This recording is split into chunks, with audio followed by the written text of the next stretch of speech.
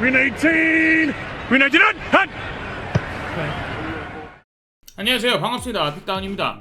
작년 슈퍼볼이 정말 강팀끼리의 대결에 엎치락뒤치락 정말 재밌는 게임이긴 했지만 그래도 이 팀이 올라왔으면 하는 팀을 뽑으라면 아마 가장 첫 줄에 있는 팀 중에 하나가 바로 샌프란시스코 49ers 겁니다. 리그 제1의 압도적인 수비, 그야말로 상대를 질식시키는 수비에 공격 부문에서 리그 제1의 감독인 카일 셰너햄과 그야말로 흙 속의 진주마냥 각성한 브락 퍼디를 중심으로 지난해 초강팀이었던 49너스는 컨퍼런스 챔피언십전인 이글스전에서 자신들의 쿼터백들이 모두 부상으로 빠지면서 맥없이 패배했는데요. 올해는 어떨지 한번 봅시다. 우선 공격적인 측면에서 보았을 때 49너스의 공격은 감독인 카일 셰너햄으로 모든 말을 끝낼 수 있습니다. 현 리그에서 공격 부분, 특히나 러싱 공격 부분 가장 압도적인 역량을 보여주는 감독으로서 러닝백을 정말 아무나 데리고 와도 팀을 리그 제1의 러싱 팀을 넘어서 이 러닝과 패싱을 굉장히 알맞게 조합을 하는 총체적인 공격력이 강한 팀을 만들 수 있는 사람이 누구냐 하면 바로 셰너햄이라는 말이 있을 정도인데요. 뿐만 아니라 스타들이 드글드글합니다. 타이트엔드인 조지 키틀은 리그에서 둘째가라면 서러울 정도의 타이트엔드로 비단 캐치 능력뿐만이 아니라 이 러닝 블로킹 능력도 굉장히 뛰어난 완전체 타이트엔드로서 셰너햄의 러닝 전술과 궁합이 굉장히 좋은 선수고, 러닝백인 크리스찬 맥캐프리, 리시버인 디보 세뮤얼은 모두 상대하는 입장에서 러닝백인지 리시버인지 모르는 끔찍한 혼종으로서 안 그래도 창의적인 전술을 구현하는 카일 셰너햄에게 정말 더없이 좋은 장기말이 됩니다. 유일한 약점이라고 하면 바로 쿼터백 포지션인데요. 팀의 미래라고 데리고 왔지만 아직 마땅히 자신의 클래스를 보여주지 못한, 거기다가 유리몸 기질을 보여주고 있는 트레이 랜스와 작년의 슈퍼 언더독, 정말 드래프트에서 맨 마지막 픽에 뽑혀서 아무도 기대하지 않던 상황에서 정말 좋은 활약을 보이면서 팀을 플레이오프까지 이끌었지만 큰 부상을 당해서 재활 중인 브락 퍼디, 이 두 명이 경쟁을 하고 있는 상황인데요. 예로부터 두 명의 쿼터백이 있으면 쿼터백은 없는 것과 같다라는 말이 있을 만큼 이 사실 쿼터백의 상황이 굉장히 골머리가 아플 만하긴 합니다.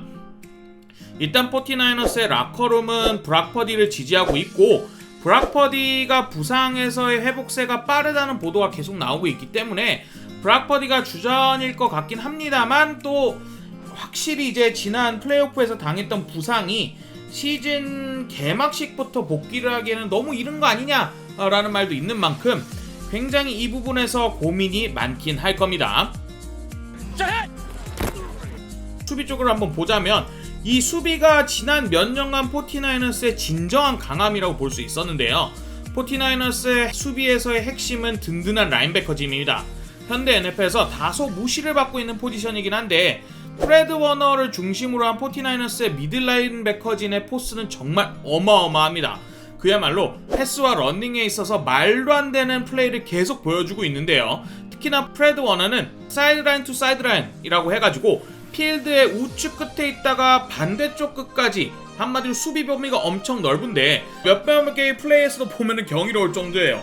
필드의 분명히 반대쪽 끝에 있어서 카메라 앵글 밖에 있었는데 상대의 플레이가 러닝임을 확신하자마자 정말 카메라 앵글 밖에서 무서운 속도로 날아들면서 이 슈퍼맨 태클이라고 하죠. 플레이를 만드는 능력이나 플레이가 시작할 때는 일선에 전진해 있다가 자신이 맡고 있는 리시버가 직진 루트를 밟으면서 부앙 하고 쭉 하고 가속을 받아서 달려나가는데 이걸 뒷걸음질 치면서 따라갈 수 있는 능력, 그야말로 코너백을 연상시키는 패스 수비 범위조차 어마어마합니다. 즉 패스의 수비와 러닝의 수비 범위에 있어서 정말 범위가 넓은 게 이 바로 49너스 미들라인베커진의 그 가장 대표적인 특징인데요.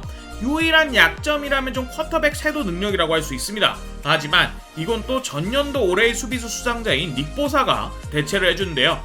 가장 좀 보태서 남들 허벅지만한 전완근의 소유자인 닉 보사는 대학 시절부터 초각광받던 유망주의자, 프로에 오자마자 매해 동포지션 탑5 안에 드는 어마어마한 포스를 보여주고 있는 선수예요.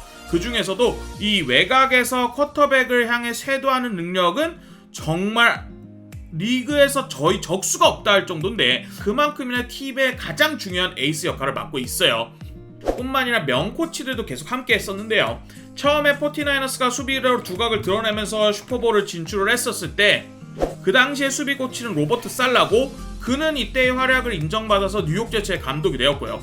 이어 로버트 살라의 후임이 된 드미코 라이언스 역시 작년 49ers 수비의 활약을 인정받아서 올해 휴스턴 텍산스의 감독이 되었습니다. 현 NFL이 얼마나 공격적인 마인드의 감독들, 즉 공격 출신 코치들을 감독으로 선임하고 있는지 생각해보면 수비 부분에서 2명이나 감독을 배출했다는 것은 49ers가 지난 몇 년간 보여줬던 수비의 클래스가 얼마나 높은지 알 수 있게 해줍니다.